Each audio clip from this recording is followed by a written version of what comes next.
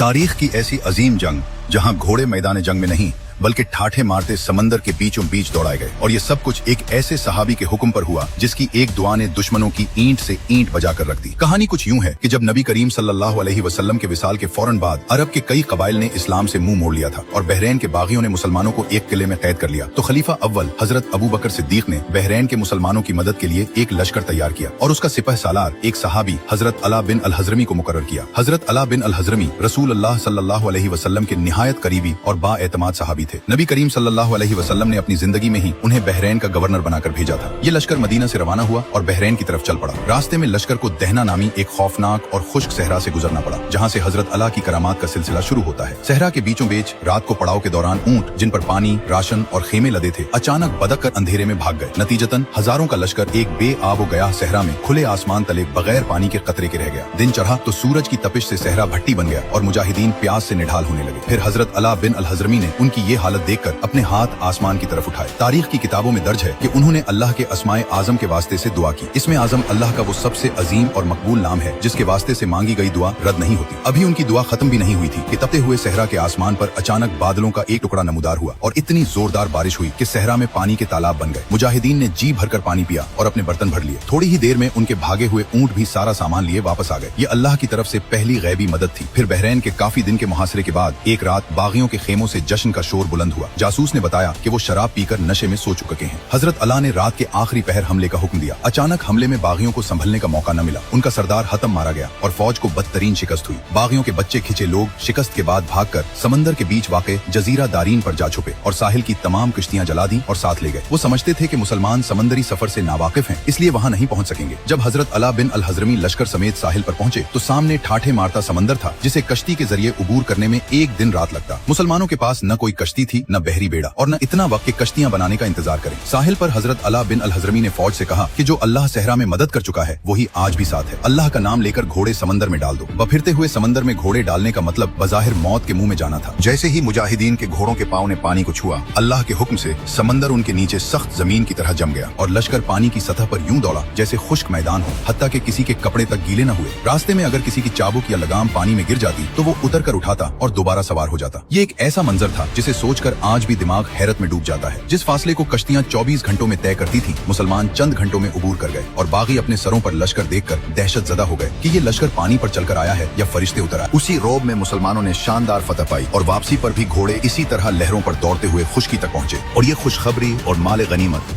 हजरत अबू बकर सिद्दीक को मदीना भेज दिया गया।